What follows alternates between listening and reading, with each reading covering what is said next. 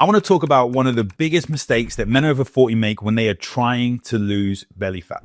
It's not laziness, it's not the lack of discipline, it's not because they don't want it badly enough. It's because they think the answer is to do more.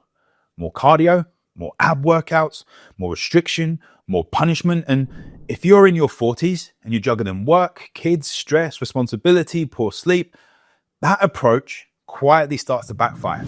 Most men I work with, they are not unfit. They are not doing nothing. They are actually doing too much of the wrong things. They're training hard. They are eating less. They are pushing through tiredness. They are telling themselves that they will rest once the fat is gone. And the belly fat, or the dad bod, shall we say, it just will not move. And that is not because you are broken. It's because your body is actually responding exactly as it is designed to do. Here's the first thing that we need to get clear. Belly fat in men over 40 is not a motivation problem. It's a regulation problem. Usually with your hormones, usually with gut, usually with the wrong stress signaling. When you push harder without regulating the stress, recovery, sleep, and fuel, your body shifts into protection mode. Cortisol, the stress hormone, stays high. Blood sugar becomes harder to control. Recovery gets worse. Hormones take a hit, especially your testosterone levels. And the body does the one thing that it thinks will keep you alive. It holds on to fat, especially around the abdomen. This is where frustration starts to set in. You think, I'm working harder than ever. I'm eating less than I used to. Why is my body not responding? Age and context start to matter. At 25, you could get away with pretty much anything, all the abuse on your body. And at 45, as the famous book states, your body keeps the score.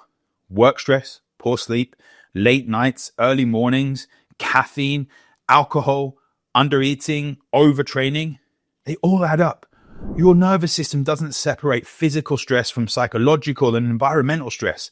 It all goes into the same bucket. So when you add more cardio on top of poor sleep and work stress, your body doesn't want to see fat loss. It starts to see threat and more stress. That is why more ab workouts do nothing. That is why fasted cardio seems to stop working. That is why aggressive calorie cuts stall your progress. And they're also ridiculously hard to stick to now because you've got a lot on your plate. Not because fat loss is impossible, but because the system is dysregulated. Fat loss after 40 is not about punishment. It's about creating the conditions where fat loss is actually allowed. So let us talk about what actually will work for you. First thing, lifting heavy with intention, not smashing yourself every day, not chasing exhaustion, not hustle mode day in, day out, but structured strength training that sends a clear signal to your body. It says, we need muscle, and I'm going to put in the effort to get it, but I am not going to overload you. Muscle improves insulin sensitivity. Muscle supports testosterone, and muscle raises your metabolic rate. Muscle also gives your body a reason to let go of stored energy. 3 to 4 well-planned sessions per week are what you need. Big movements, progressive overload, and enough rest between sets without scrolling for 10 minutes at a time, unless you're looking at my content. Chasing effectiveness and not fatigue is what you need. The second thing, recovery actually has to matter. Most men treat recovery like an optional extra, something that they will focus on later. Unfortunately, later never comes. And if you're waking up at 2 or 3 a.m. with your mind racing and you needing to take a leak, that is not a willpower issue. That is a nervous system issue. It is cortisol dysregulation. If you're dragging yourself through the day on caffeine, that is not discipline. That is compensation. It is borrowing energy from tomorrow to fuel today. Sleep is not just rest. Sleep is where fat loss hormones are regulated. Sleep is where insulin sensitivity improves. Sleep is where testosterone is made. And you cannot out-train poor sleep. 7 hours is not a luxury. 7 hours is baseline. Even when your kids are waking you up through the night, push to try your best to get 7 to 8 hours sleep. Third thing, eating enough protein and enough food overall. This one makes a lot of men uncomfortable. They try fasting and all these different things to stay in a calorie deficit, but they already feel tired. They feel flat, they feel low drive, and they feel that they've got poor recovery. So they start to try and eat less. It tells the body one thing, resources are scarce. So metabolism slows down as the thyroid output drops. Fat loss becomes harder, not easier.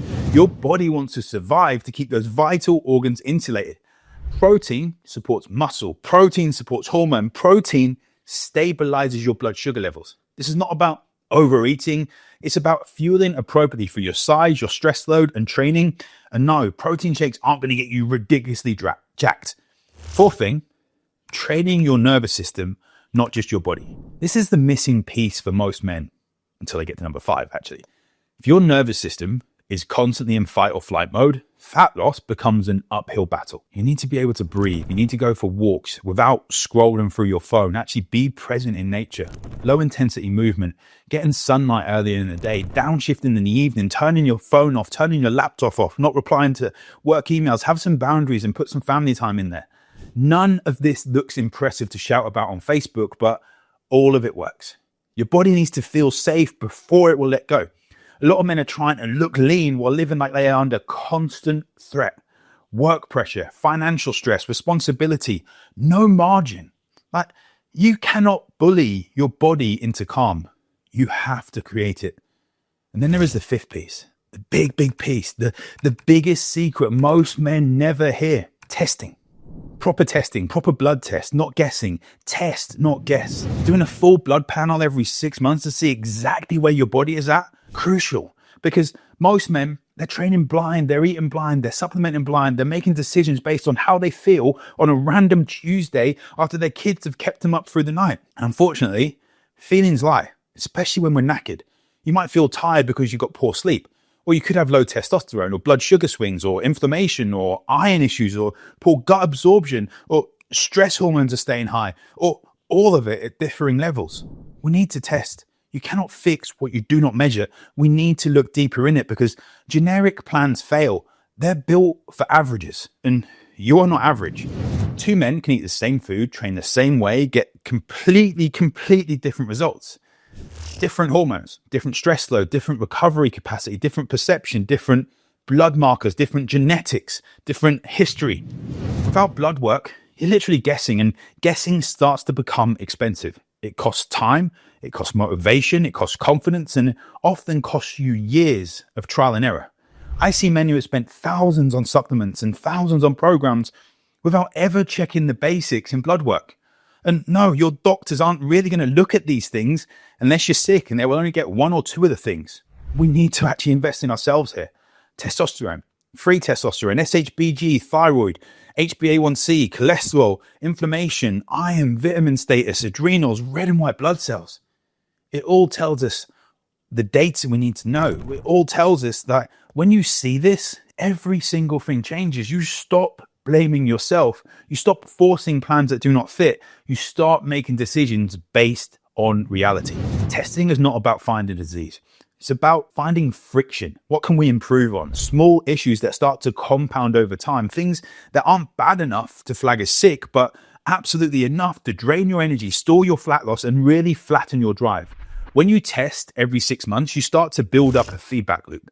You train, you eat, you sleep, you start to manage stress. Then you check what have you done. You check what worked, what started to move, what didn't work.